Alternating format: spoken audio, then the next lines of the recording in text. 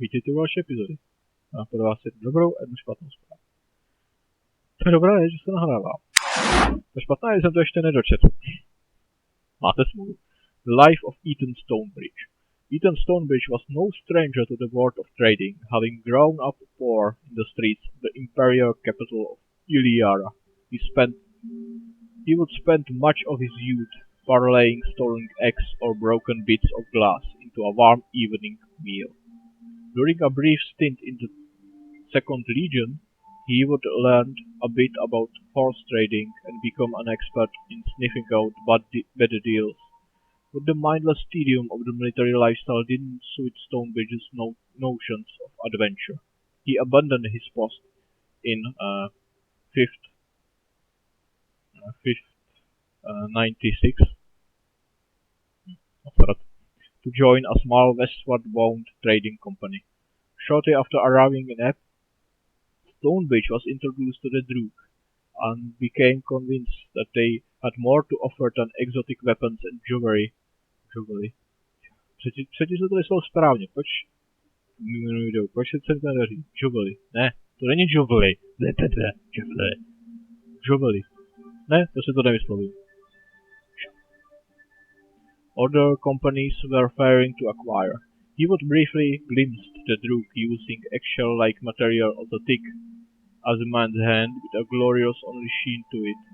Judging by the way they were pounding it, it had to be harder than granite. Acquiring even a few lots of the stuff to tile the floors of some wealthy patrician's villa might put a nice jingle in his pouch. It was a stroke of luck that the Droog held no value in the shells and were actually glad to get rid of them. They were even happier to receive in exchange many of the items that had previously been offered in trade for the treasured weapons and jewelry. As time passed, the Droog became more comfortable dealing with Eaton and eventually offered him limited exchanges of Droog weaponry despite their refusal to all other parties. Eaton's wealth grew quickly during these years, and by the time of the Droog retribution, he had established himself as one of the wealthiest citizens. Yeah. The life of Eaton Stonebridge. The history of the crypts. Just southeast of the kingdom town of the Stonebridge lies the most honored Barrier. Ne, proč to dokážu se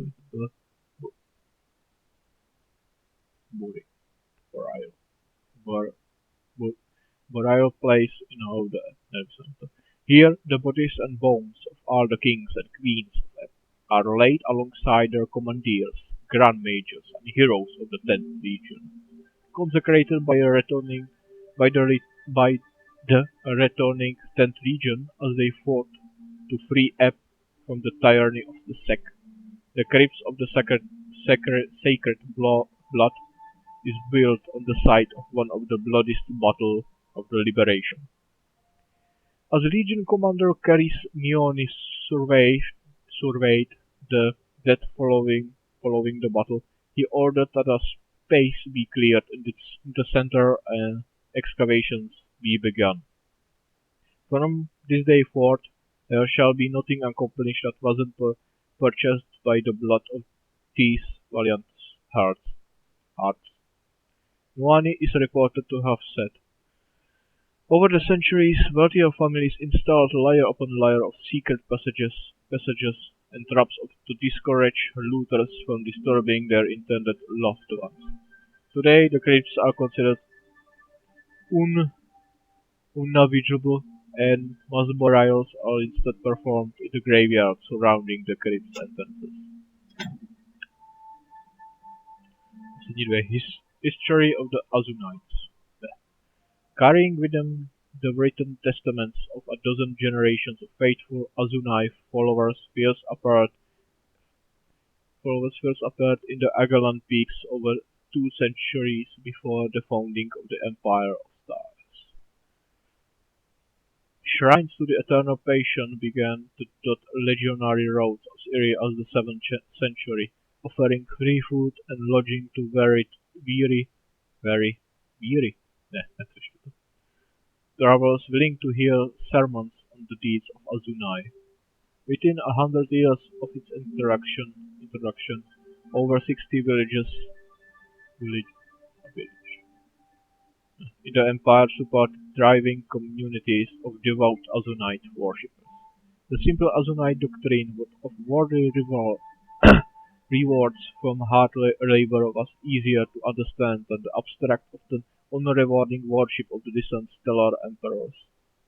Followers had only to profess a belief in the strength of the defender and pass formally beneath his sacred shield, and they were accepted as a member of his clan.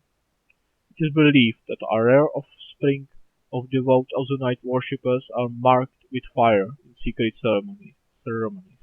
These children have been known to receive mortal wounds only to be resurrected by simple passage beneath the sacred shield. Wow. Takže oni nejdřív zabili děcka, pak je sitkem oživili. Tomu se říká křtící rituál. To je lepší než katolictví. Katolíci. Historie Azunitů. O Azunajovi ochránci, nebo obránci, defender, to je spíš obránce. Azunaj. Defender se dozvíme víc ve druhém díle Dungeon Siege. A taky na konci získáme jeho štít. Hodně svatý štít. The biography of Ibsen Yamas. Ibsen Yamas has the distinction of having been declared dead more often than any other soldier in the history of the 10th Legion. He was said to be beaten by goblin raiders at Frost Spires Pass in 965, only to turn the battle into a bloody rout of the goblin forces 3 days later. In 987, he was said to have died in a snowstorm by retrieving his beloved mole Caprine, only to return a week later, hungry and irritated by a hole in his boot. For his allies, the stories of his death are a source of frequent amusement. To his enemies, a wishful dream. He has said that death will only take him when he's gotten too bored or too tired of living, and even then the Reaper had better bring heavy reinforcements. Born in the Agalan peaks in 944, and raised by the former cook of the 10th Legion, Ibsen headed west for the Kingdom of Ehb as a courier of the Azunite Synod at the age of 16. In 961, he arrived at the Castle Ehb and presented a recommendation that he be assigned to his mother's post. But his cooking was found to be inferior to his soldiering, and he found himself very shortly thereafter in the command of his platoon, and, not much later, his company. Assigned to maintain order among Ferdwell's Way during the affair of the Goblin Pretender, Ibsen met a band of goblin soldiers besieging the Iron Tower of Glasan and beat them back, sending all but a few of his men on to help in the defense of the mines. Days later, he defeated 2 full platoons, attempting to press past Glasan into the Eastern Kingdom, effectively holding the goblin threat at bay until they at last retreated.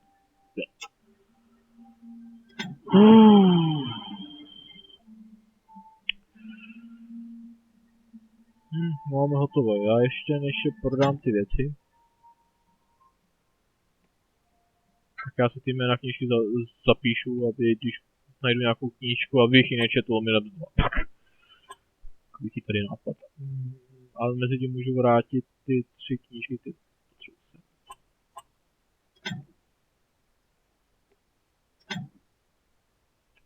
vrátíme ty 3 knížky, které jsem přečetl v předchozí epizodě. Ne, ty ne.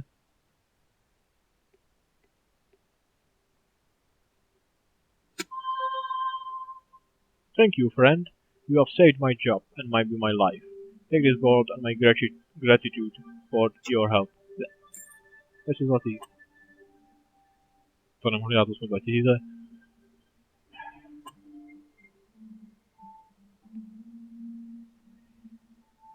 Zůru to prodat.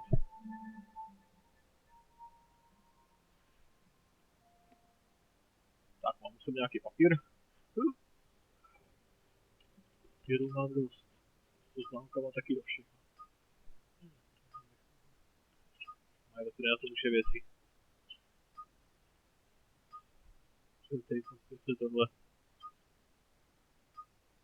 Tak, tohle. Takže velký má DSLT. Asi bych měl pauznout video, že pak hrozí, že bude to video poškozený, protože mi to nějaký video nechce nahrávat. A vypnout na to, aby ho vypnout zase zkrát. No, takže se. Remember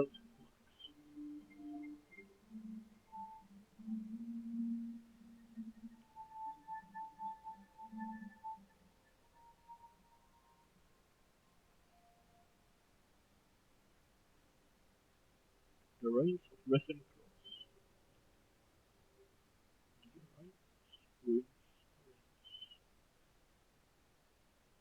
Western Cross. Dobře si to vyslovil správně, ne to prdele. The history of the Duke.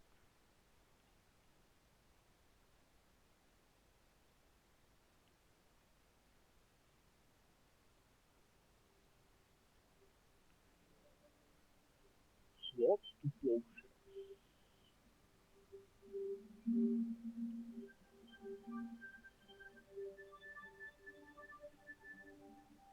Life of Ethan Stonebridge.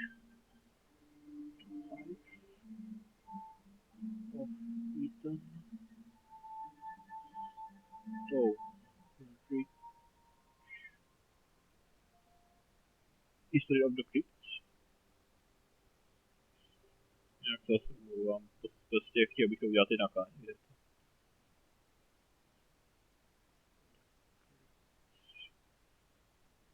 History of the Azunites.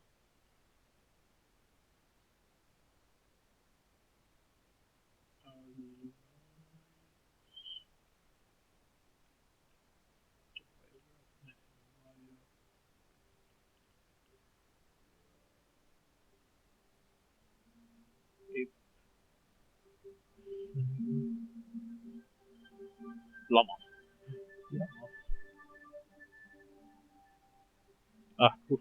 Sepsáno. Teď jsem četl, že prodám. Back again, are you? I'll bet you.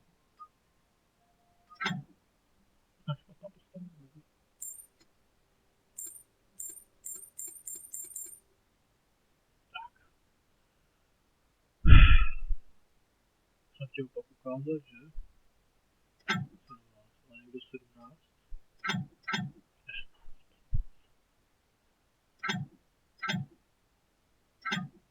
Někdo má 16.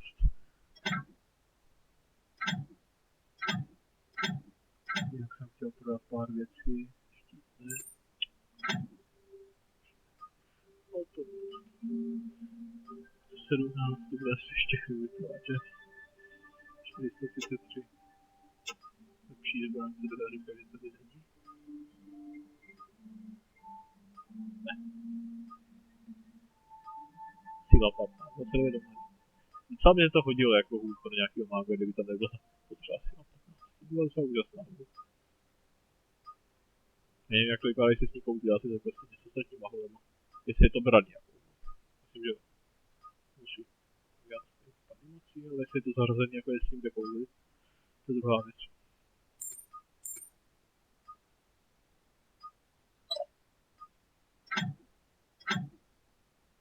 Ale to je dobře zařazení.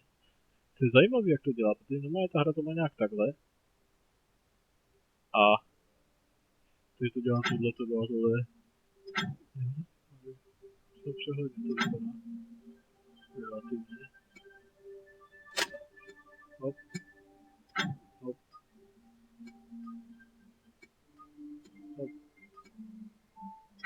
Cože? Komentář plný. Sakra. To znamená jednu věc. Nebuduje.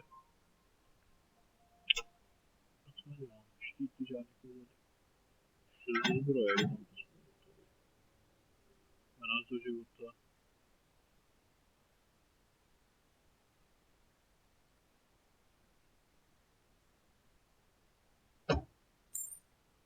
Vadí nekouzelný.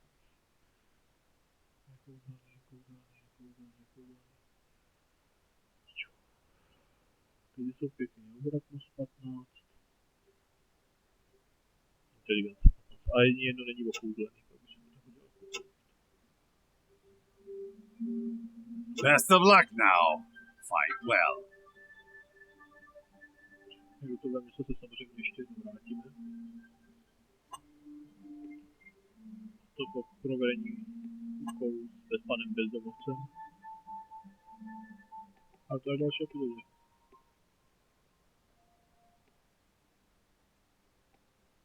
V další epizodě vyjdeme z base. Tímto se s vámi loučím. Uložím hru.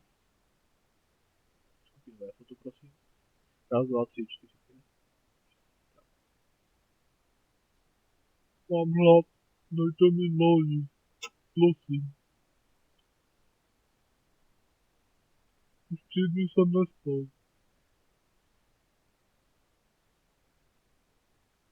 Máš smůlu.